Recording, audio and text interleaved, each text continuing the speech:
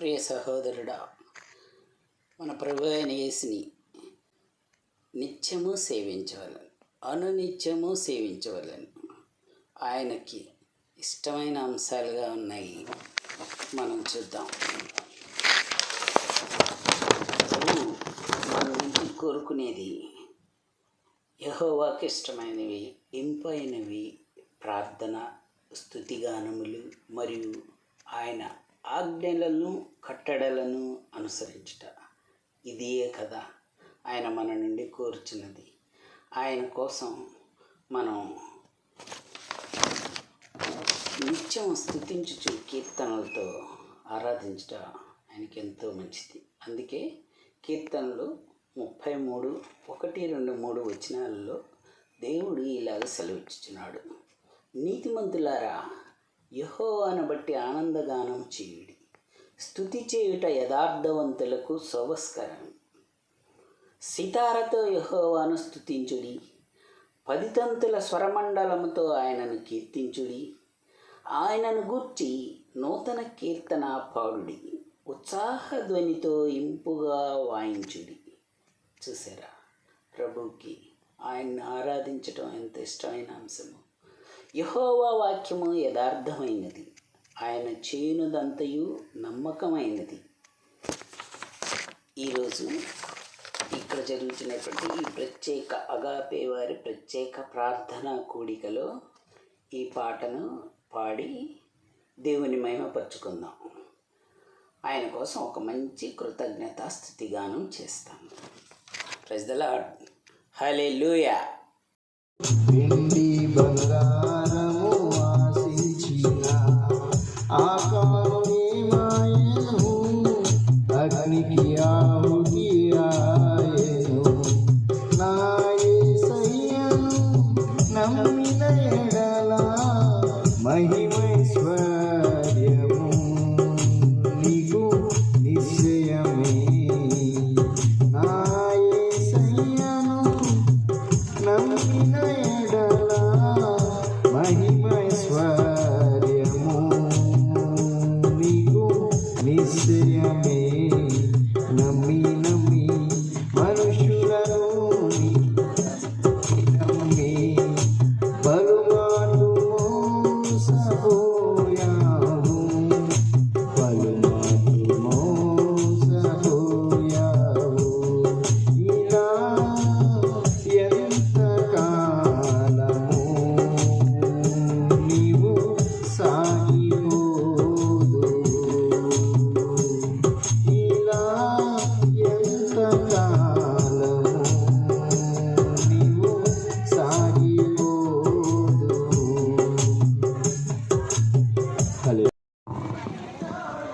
నా ప్రార్థనలన్నీయో ఆలకించువాడవు, నా స్తుతి హోమములన్నీ నీకే అర్పింతును.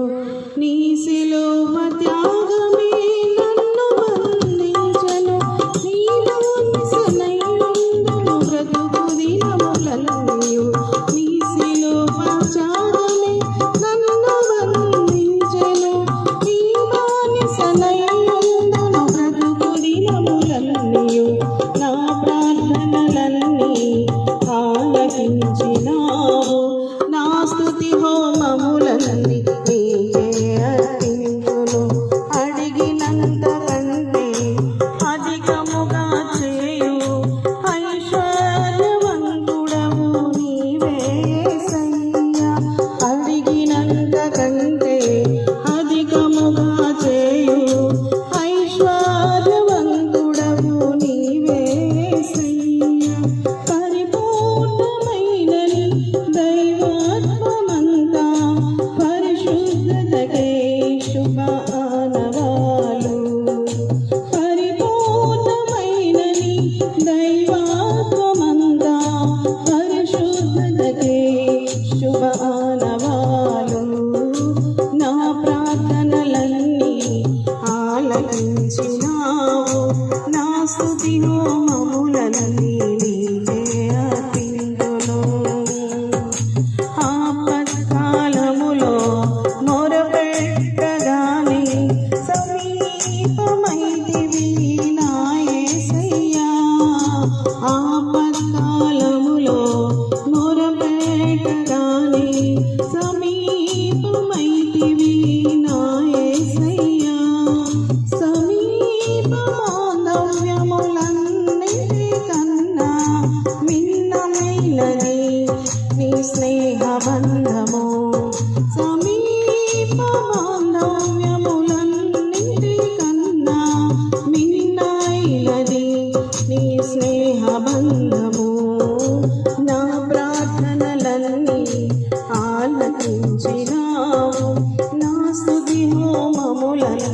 నీకే అర్పింతును. చింతలన్నీ తీరేనయ్యా నిన్ను చేరగా, ఎంత మంచి దేవుడవేసయ్యా. నా చింతలన్నీ తీరేనయ్యా నిన్ను చేరగా, ఎంత మంచి దేవుడవేసయ్యా, ఎంత మంచి దేవుడవేసయ్యా. ఆపత్కాలమందు దాగు చూడని మనవులన్నీయు ఆలకించిన వినయము గలవారికి ఘనతనిచ్చిన నీ సింహాసనమును స్థాపించుటకు నీవు కోరుకున్న సన్నిధానము నీ సింహాసనమును స్థాపించుటకు నీవు కోరుకున్న సన్నిధానము ఎంత మధురము నీ ప్రేమ మందిరము పరవశమే నాకు యేసయ్యా. ఎంత మధురము నీ ప్రేమ మందిరము పరవశమే నాకు యేసయ్యా.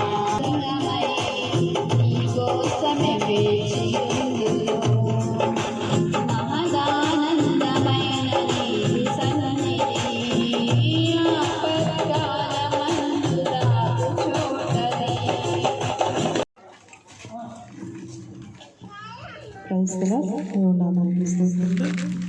మరి దేవుణ్ణి ఆత్మతో సత్యంతో పూర్ణ హృదయంతో ఆరాధించి మరి ఘనపరచవలసిందిగా దేవుని వాక్యం సెలవిస్తుంది. మనమందరం కూడా మరి లేచి నిలవబడి ఆయన సన్నిధిలో మరి హృదయం ఆరాధన చేద్దాము. అందరు కళ్ళు మూసుకొని మన హృదయాలను దేవుని వైపు చూస్తూ దేవునికి మరి సమర్పించుకుంటూ మన హృదయాన్ని ఆయన సన్నిధిలో మనసారా ఆరాధిద్దాం. ప్రార్థన చేసుకుందాం. మహోన్నతుడైన మా ప్రియ పరలోకపు గొప్ప తండ్రి, పరిశుద్ధుడా, ఈ సాయంకాల సమయంలో నీ పాద సన్నిధిలో చేరి అయా మిమ్మల్ని స్తుతించి మహిమపరిచి కొనియాడే భాగ్యాన్ని నీ ప్రియకుమారుడు మా రక్షకుడైన యేసుక్రీస్తు నామంలో మీరు మాకు అనుగ్రహించారు. దాన్ని బట్టి వందనాలు, కృతజ్ఞత, స్తుతి, స్తోత్రాలు చెల్లించుకుంటూ ఉన్నాం. ఈ సాయంకాలం నా తండ్రి కొద్ది మందిగా మీ సన్నిధికి వచ్చి ఇదిగో నా తండ్రి పాటల ద్వారా మిమ్మల్ని కీర్తించి ఉన్నాం ప్రభువా. అయ్యా ఇదిగో నా తండ్రి మీ సన్నిధిలో కొద్ది నిమిషాలు ఆరాధించబోతూ ఉండగా నా ప్రభువా మీ పరిశుద్ధ ఆత్మశక్తిని మీరు మాకు అనుగ్రహించమని, వాతావరణాన్ని నా తండ్రి మీ స్వాధీనంలో ఉంచుకోమని, మాట్లాడబో మీ దాసుని నా తండ్రి మీ చిలువ చాటును మరుగుపరిచి నీ కృపా సింహాసనములో నుండి శ్రేష్టమైన మాటలు నా తండ్రి అయా మీరు మాకు అందించమని నా తండ్రి యేసుక్రీస్తు నామములో స్తుతులు చెల్లించి అడిగి వేడుకొని ప్రార్థిస్తున్నాము తండ్రి. ఆమేన్. సుమధుర స్వరముల గానాలలో వేలాది దూతల గళములతో కొనియాడబడుచున్న నా యేసయ్యా, నీకే నారాధన.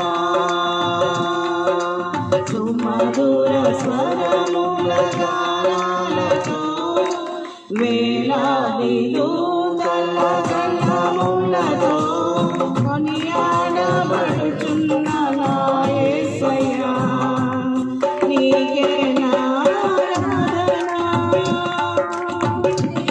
మహదానందమే నాలో పరవశమే, నిన్ను స్తుతించిన ప్రతి క్షణం. మహదానందమే నాలో పరవశమే, నిన్ను స్తుతించిన ప్రతి క్షణం. సుమధుర స్వరముల గానాలతో వేలాది దూతల గళములతో కొనియాడబడుతున్న నా యేసయ్యా, నీకే నారాధన.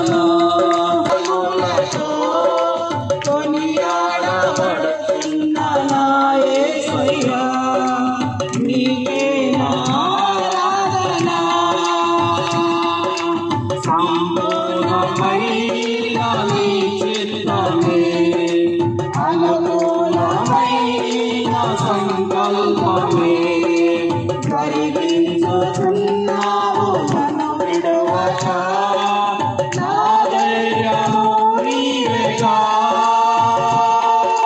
సంపూర్ణమైన నీ చిత్తమే అనుకూలమైన సంకల్పమే జరిగించుచున్నావు నన్ను విడువక నా ధైర్యము నీవేగా నీవే నీవే నా జయ గీతము నీవే నీవే నా స్తుతి గీతము నీవే నా ఆరాధన నీవే నీవే నా అతిశయము నీవే నా ఆరాధన పరవశమే నిన్ను స్తుతించిన ప్రతి క్షణం స్తుతించిన ప్రతి క్షణం సుమధుర స్వరముల గానాలతో వేలాది దూతల గళములతో కొనియాడబడుతున్న నా యేసయ్యా నీకే నా ఆరాధన ఆరాధన సుమధుర స్వరముల గానాలతో వేలాది గళములతో కొనియాడబడుతున్న నా యేసయ్యా నీకే నా ఆరాధన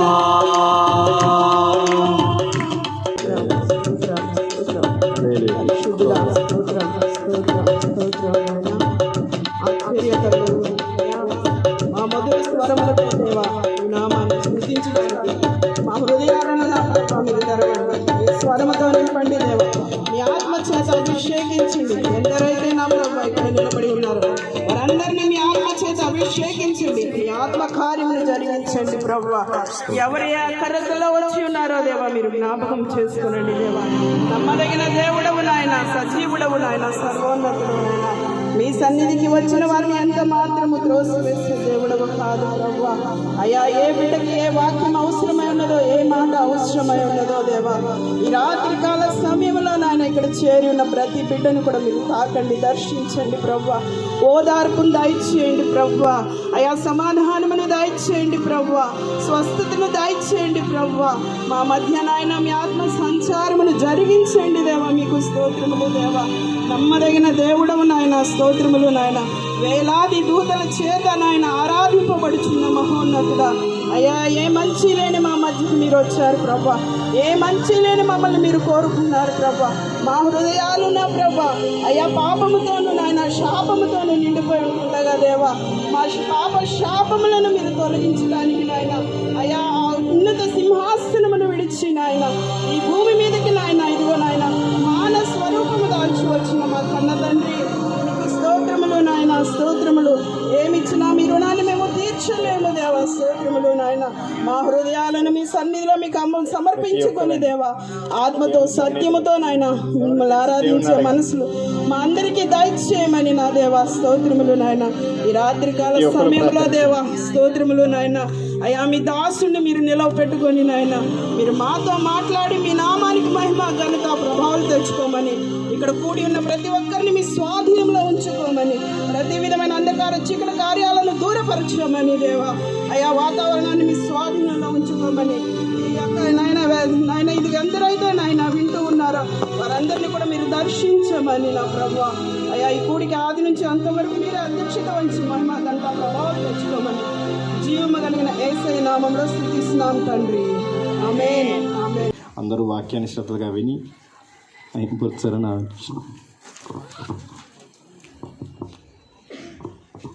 ఈ యొక్క వాక్య పరిచయం కోసం ప్రకాశన ప్రయత్నం చేసి తర్వాత అయ్యగారికి అప్పగించాల్సిన కోరుకున్నాను. దయగల మా తండ్రి, మరొకసారి మీ పాద సన్నిధికి వచ్చి మీ సన్నిధిలో ప్రార్థించే భాగ్యాన్ని మీరు దయచేసారు. అందును బట్టి స్తోత్రాలు చెల్లించుకొంచు ఉన్నాం. పాటల ద్వారా నా తండ్రి మీరు మహిమపరచబడ్డారు నా తండ్రి. ఆరాధనలో నా ప్రభువా మీ కృపను దయచేశారు, అందుని బట్టి స్తోత్రాలు. మా మధ్య మీ దైవ సేవకులు నా తండ్రి, ప్రవక్త జోసన్న గారు నా తండ్రి, నీ నామం పెరట నిలబడబోతూ ఉండగా నా ప్రభువా వారిని మీ కృపలో భద్రపరచమని నా తండ్రి, నీ కృపా సింహాసనములో నుండి శ్రేష్టమైన మాటలు నా తండ్రి అయా చేరవచ్చినటువంటి ప్రతి బిడ్డకు నా తండ్రి అర్థమయ్యే రీతిలో నా ప్రభువా వినగలిగే చెవి, గ్రహించగలిగే మనస్సు నా తండ్రి మీరు అనుగ్రహించమని, వాతావరణాన్ని నా తండ్రి మీ స్వాధీనంలో ఉంచుకోమని యేసుక్రీస్తు నామములో అడిగి వేడుకొని ప్రార్థిస్తున్నాము తండ్రి. ఆమె ప్రార్థించి దేవుని దగ్గర నుండి ఎన్నో కృపావరాలను పొందుకొని వానిలో ఒక ప్రవక్తగా ఎంతో భారం కలిగి దేవుని సువార్త రాజ్య వ్యాప్తి నిమిత్తము అహర్నిశలు పనిచేయుచున్నటువంటి దైవ సేవకులు ప్రవక్త జోసన్న గారు మన మధ్యలో ఉన్నారు. వారు ఈరోజు మన మధ్యకి రావటం అనేది ఎన్ని బిజీ షెడ్యూల్ ఉన్నప్పటికీ సమయాన్ని అనుకూలపరుచుకొని మన మధ్యకి రావటం జరిగింది. తన యవ్వన కాలం అంతా ప్రభువు కోసం ఎంతో భారం కలిగి దేవునికి ఒక మంచి సాధనముగా వాడబడాలి, ఎక్కడ స్వార్థం లేనటువంటి పరిచర్యను జరిగించాలి అని చెప్పని ఒక్క మాట చెప్పాలంటే తన యవ్వన కాలం అంతా ఎన్నో దినాలు ఉపవాసాలుండి కుడికిలు పెట్టాలి అని చెప్పని మేము ఈ ప్రాంతానికి వచ్చిన కాడ నుంచి ప్రార్థన చేస్తూ ఉన్నాం. దైవ ప్రియులు చెప్పిన విధంగా వారు చెప్పిన విషయాలన్నీ వాస్తవమే, ఏ ఒక్కటి కూడా అబద్ధం కాదు. మరి సువార్త కూడిక ఏర్పాటు చేయడానికి 2 వారాలు బుధవారాలు వాయిదా పడింది. అయినా కూడా విడిచిపెట్టలేదు మాస్టర్ గారు, 2 మాస్టర్ గారులు, సహోదరి. సువార్త కూడిగా బుధవారం జరిగించాలి, తప్పకుండా మీరు రావాలి పాస్టర్ గారు అన్నప్పుడు 2 వారాలు ప్రార్థన చేశాం. మరి ప్రార్థన పూర్వకంగా ఏర్పాటు చేయబడిన ఈ సువార్త సభలో ఇప్పటి వరకు పాటల ద్వారా, ఆరాధన ద్వారా ప్రభు మహిమ పొందాడు. కొద్ది మాటలు దేవుని వాక్యాన్ని మనం ధ్యానం చేసుకుందాం.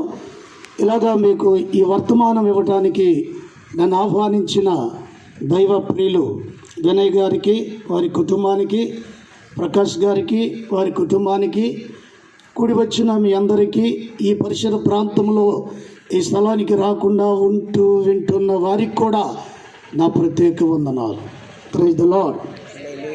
తడువు చేయకుండా వాక్య భాగంలోకి వెళదాం. పరిశుద్ధ లేఖన భాగంలో రోమాపత్రిక 5వ అధ్యాయం 19వ వచనాన్ని ఈ రాత్రి మన వెనుకటిలో మనం ధ్యానం చేద్దాం. ఉన్న సమయం కొంచెమే కనుక కొద్ది మాటలు మనం ధ్యానం చేద్దాం. దయచేసి ఎవరైనా చదవగలిగితే అందించండి. రోమాపత్రిక, ఒక మనుషుని అవిధేయత వలన అనేకులు పాపులుగా ఎలాగో చేయబడిరు, అలాగే ఒకని విధేయత వలన అనేకులు నీతిమంతులుగా చేయబడుదురు.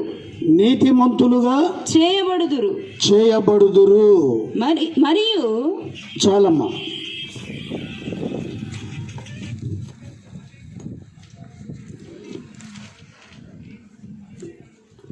చదవబడిన ఈ వాక్య భాగంలో ప్రభునందు ప్రియులారా,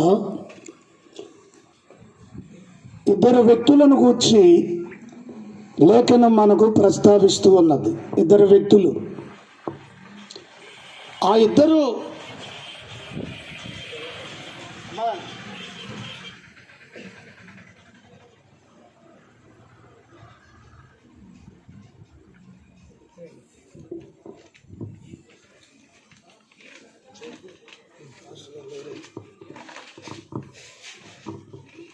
చదవబడిన ఈ వాక్య భాగంలో ఇద్దరు వ్యక్తులను గూర్చి పౌలు భక్తుడు పరిశుద్ధాత్మ ద్వారా తెలియజేస్తూ ఉన్నాడు. ఆ ఇద్దరు వ్యక్తులు ఎవరు అంటే ఇద్దరు దేవుని కుమారులే. ఆ ఇద్దరు వ్యక్తులు దేవుని కుమారులే అని రాయబడింది. ఈ భూమి మీద మానవ జాతిలో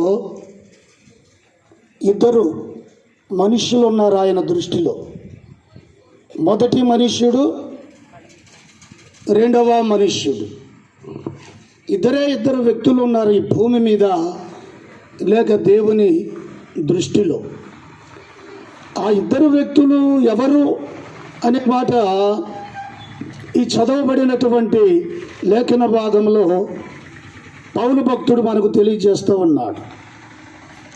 ఒకని అవిధేయత, మరి ఒకని విధేయత. అంటే ఇద్దరు దేవుని కుమారులే.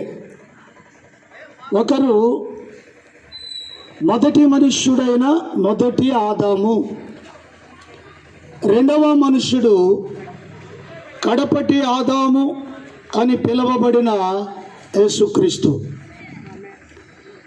ఆదామును కూర్చి బైబిల్ ఏం చెప్తుందంటే ఆదాము దేవుని కుమారుడని వ్రాయబడింది. యేసుక్రీస్తుని గురించి లేఖనం ఏం చెప్తుంది అంటే యేసుక్రీస్తు కూడా దేవుని కుమారుడే. యేసుక్రీస్తు దేవుని కుమారుడే, ఆదాము దేవుని కుమారుడే. మొదటి మనుష్యుడు మొదటి ఆదాము, రెండవ మనుష్యుడు కడపటి ఆదాము క్రీస్తు. కనుక క్రీస్తుకి కడపటి ఆదాము అనే బిరుదు ఉన్నది. క్రీస్తుకి రెండవ ఆదాము లేక రెండవ మనుష్యుడు అనే పేరు బిరుదు ఉన్నది. అయితే వీళ్ళిద్దరూ దేవుని కుమారులే. మొదటి ఆదాము దేవుని కుమారుడే, కడపటి ఆదాము దేవుని కుమారుడే. మొదటి ఆదాముకు కడపటి ఆదాముకు 4,000 సంవత్సరాలు డిస్టెన్స్ ఉంది. 4,000 అనుకోవచ్చు, 4,000 విశ్వ సంవత్సరాలని కూడా చెప్పుకోవచ్చు. ఒక వరుసలో 4,000 సంవత్సరాలు, మరొక వరుసలో 4,000 విశ్వ సంవత్సరాలు అవుతుంది. అయితే ఈ 4,000 సంవత్సరాలకు ముందుగా పుట్టినవాడు మొదటి ఆదాము. 4,000 సంవత్సరాల తరువాత ఈ భూమి మీదకు అవతరించినటువంటి కుమారుడు కడపటి ఆదాము, రెండవ మనుష్యుడు అని వ్రాయబడింది. ఈ రెండవ మనుషునికి ఈ మొదటి మనుషునికి గూర్చి చరిత్ర చెప్తుంది లేఖనం. అయితే వీరిద్దరికి డిస్టెన్స్ ఎంత ఉంది అంటే 4,000 సంవత్సరాలు ఉన్నది. 4,000 సంవత్సరాలకు పూర్వం ఈ మొదటి మనుష్యుడు అనే ఆదాము సృష్టించబడ్డాడు. ఈ మొదటి మనుష్యుడు సృష్టించబడినప్పుడు ఇతని పరిస్థితి ఏమిటి అంటే ఇతడు తాను సృష్టించినటువంటి సృష్టికర్త అయిన దేవునికి దాదాపుగా ఒక 100 సంవత్సరాలు విధేయుడిగా ఉన్నాడు. ఇంచుమించు 100 సంవత్సరాలు గడిచిపోయాక ఏం జరిగిందంటే ఈ మొదటి మనుష్యుడు మొదటి ఆదాము అనే ఈ దేవుని కుమారుడు ఏం చేశాడంటే దేవుని ఆజ్ఞను మీరి అతిక్రమించి అవిధేయుడైపోయాడు. ఇతడు అవిధేయుడయ్యాడు గనుక ఇతనికి లేఖనం ఏమని పేరు పెట్టిందంటే అవిధేయ కుమారుడు. అంటే మొదటి మనుష్యుడు అవిధేయుడయ్యాడు. ఇతడు అవిధేయుడు అవటానికి కారణం ఏంటంటే ఇతడు పాపము చేశాడు. ఇతడు దేవుని ఆజ్ఞను మీరాడు, దేవునితో సహవాసాన్ని పోగొట్టుకున్నాడు, దేవునితో సమాధానము పోగొట్టుకున్నాడు, దేవునితో నడిచే భాగ్యాన్ని పోగొట్టుకున్నాడు. ఇప్పుడు ఈ వ్యక్తి అవిధేయుడైపోయాడు. ఎందుకు అవిధేయుడయ్యాడంటే ఒక్క ఆజ్ఞను అతిక్రమించి నందువల్ల. ఆజ్ఞ అతిక్రమమే పాపం. పాపము వలన జీతం మరణం వచ్చింది, శాపం వచ్చింది, శిక్ష వచ్చింది, అన్ని భయంకరమైన రోగాలు వచ్చేసాయి. వీటన్నిటికీ కారకుడు ఎవరు అంటే మొదటి మనుష్యుడైన ఆదాము. ఆదాము అనే ఒక్కని ద్వారా అతడు ఏమయ్యాడు అంటే అవిధేయుడయ్యాడు. అదే మనం చదివిన వాక్యంలో ఉంది. ఒకని అవిధేయత వలన అనేకులు పాపులుగా చేయబడ్డారు. ఒకని అవిధేయత అనేకులు పాపులుగా చేసేసాడు, పాపులైపోయారు. అంటే మొదటి మనుష్యుడు, మొదటి ఆదాము అవిధేయుడు.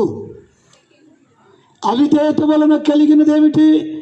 మానవ జాతికి దేవునితో సమాధానం తెగిపోయింది, దేవునితో సంబంధం తెగిపోయింది. దేవునికి మానవునికి సంబంధం అనేది లేదు, మాటలు లేవు. దేవుడు మరుగైపోయాడు, దేవుడు దూరమైపోయాడు. ఇతని అవిధేయత వలన దేవునికి ఆదాముకు ఉన్న ఆ సమాధానం, ఆ సంబంధం కట్ అయిపోయింది. ఇతడు అవిధేయతలో పడిపోయాడు. ఆ తర్వాత ఏం జరిగిందంటే అవిధేయుడైన తర్వాత దేవుడు అతనిని ఏదెను తోటలో నుండి వెలగొట్టేశాడు. వెలగొట్టబడిన తర్వాత వారికి పిల్లలు పుట్టారు. వారికి పుట్టిన పిల్లలందరూ కూడా అవిధేయత పిల్లలే. పాపులకి పాపులే పుడతారు. అవిధేయతలో ఉన్న వ్యక్తికి ఇతడు అవిధేయుడు కనుక ఇతని అవిధేయత వలన అవిధేయత పిల్లలే పుట్టారు.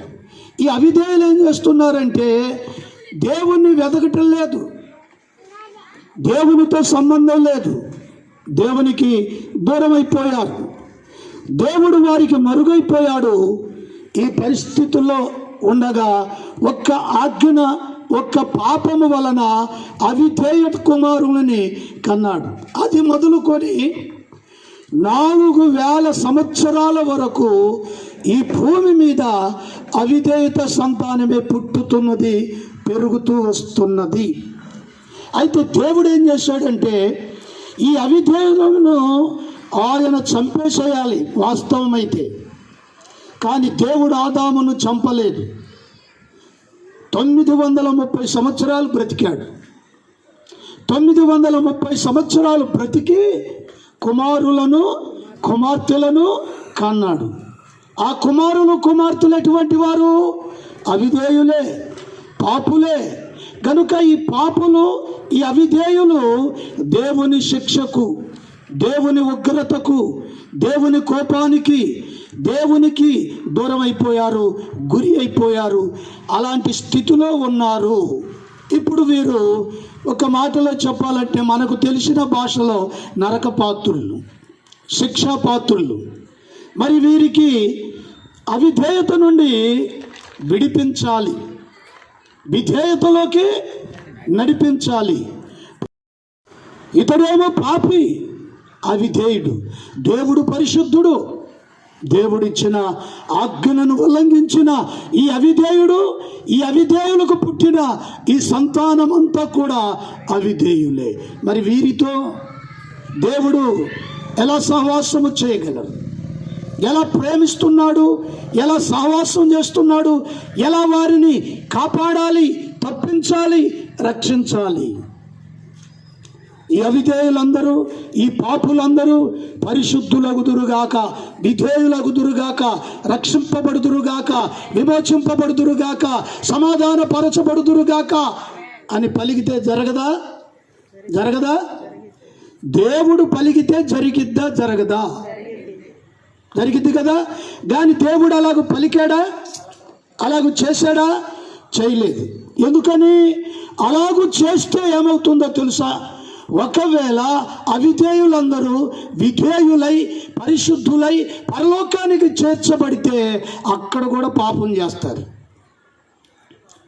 మహాత్యము మహిమలోనికి చేర్చబడిన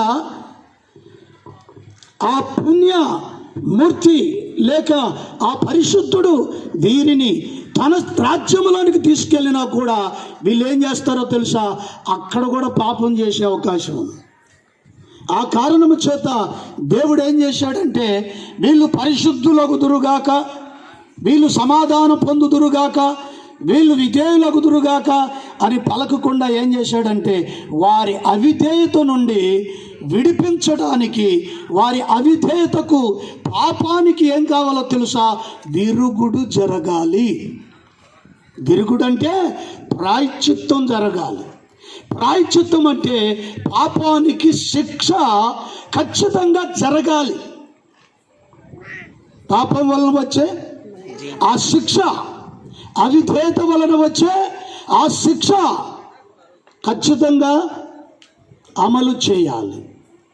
మరి అమలు చేయాలి అంటే ఎలా చేయాలి, ఏ విధంగా జరగాలి, ఏ విధంగా ఈ అవిధేయులను శిక్షిస్తే చచ్చిపోతారు, శిక్షిస్తే చచ్చిపోతారు. మరి రక్షించే అవకాశం ఎలాగా? గనుక పాపం చేసిన వాడిని చేసినట్టుగా ఎక్కడికక్కడ చంపుకుంటూ వెళితే భూమి మీద ఒక్క నీతిమంతుడు ఉండడు. నీతిమంతుడు లేడు, ఒక్కడైనా లేడు. అందరూ పాపం చేసి దేవుడు అనుగ్రహించు మహిమను పొందలేకపోతున్నారు. ఆ మహిమకు వీళ్ళు అయోగ్యులైపోయారు. యోగ్యులు కారు, అయోగ్యులే. కానీ అయోగ్యులే దేవుడు వారిని ప్రేమించాడు. అయితే ప్రేమించి ఏం చేశాడంటే, మొదటి కుమారుడు, మొదటి మనుషుడు, మొదటి ఆదాము అవిధేయుడై అతని సంతానం అంతా పాపులైపోయారు. మరి ఇప్పుడు వారిని బ్రతికించాలి, విమోచించాలి, విధేయత చూపాలి, విధేయతలోకి రావాలి అంటే పరిహారం జరగాలి. పరిహారం జరగాలంటే, పరిహారం అనగా శిక్ష అని అర్థం. శిక్షింపబడాలి, శిక్ష జరగాలి. పాపానికి పరిహారం ఖచ్చితంగా జరగాలి. అది జరగకుండా వీరికి సమాధానము దేవునితో కలిసే అవకాశం లేదు. అందుచేత దేవుడు ఏం చేశాడో తెలుసా, తనకు ఏకైక కుమారుడైన యేసుక్రీస్తుని ఈ భూమి మీదికి పంపించాడు. ఆయన ఎవరంటే, దేవునికి ఇష్టడైన ఒక ఏకైక కుమారుడు. ఆయన ఈ భూమి మీదకి పంపిస్తే ఆయన వచ్చాడు. ఎలా వచ్చాడో తెలుసా, ఆయన భూమి మీదకి దేవుని కుమారుడుగా రాలేదు, ఆయన నరస్వరూపిగానే వచ్చాడు. దావీదు కుమారుడుగా వచ్చాడు, మనిషి కుమారుడుగా వచ్చాడు, మరియ కుమారుడుగా వచ్చాడు, మనుష్యునుగానే భూమి మీద పుట్టాడు. ఆయన పెరిగి పెద్దవాడయ్యాడు, యుక్త వయసు వచ్చింది, 30 సంవత్సరాలు వయసు వచ్చింది, యవనస్తుడై ఉన్నాడు. ఈ యవనస్తుడైన ఈ దేవుని తనయుడు కుమారుడు ఏం చేస్తున్నాడంటే, మొదటి కుమారుడు ఏమయ్యాడు, అవిధేయుడయ్యాడు. అతని అవిధేయత వల్ల మానవ జాతి అంతా అవిధేయతలో బంధించబడ్డారు. అంటే పాపంలో బంధించబడ్డారు, శపించబడిన అనుభవంలోకి వెళ్ళారు. కనుక దేవుడు ఏం చేశాడంటే, రెండవ మనుషునిగా, కడపటి ఆదాముగా తన ఏకైక కుమారుణ్ణి ఈ లోకానికి పంపిస్తే, ఆయన వచ్చి, ఆయన పుట్టి పెరిగి పెద్దవాడై 30 సంవత్సరాల వయస్సు వచ్చినప్పుడు ఆయన ఏం చేశాడో తెలుసా, ఈయన రెండో మనుషుడు, కడపటి ఆదాము. ఈయన ఏం చేస్తున్నాడంటే, మొదటి మనుష్యుడైన ఆదాములాగా అవిధేయుడు కాలేదు. దేవుని స్తోత్రం చెప్తాం. హల్లెలూయా. మొదటి మనుషుని యొక్క అవిధేయత అనేటువంటిది అంటే ఏంటంటే పాప నైజం, పాప స్వభావం. ఈ పాప స్వభావము ఆదాములో ఉన్నది. ఈ పాప నైజం అనేదే అవిధేయత. అంటే అవిధేయతనగా పాప స్వభావం, పాప నైజం. ఈ పాప స్వభావం, పాప నైజం అనేది ఎక్కడి నుండి వచ్చింది? ఆదాములోకి సాతానులో నుండి వచ్చింది, దుష్టుని నుండి వచ్చింది.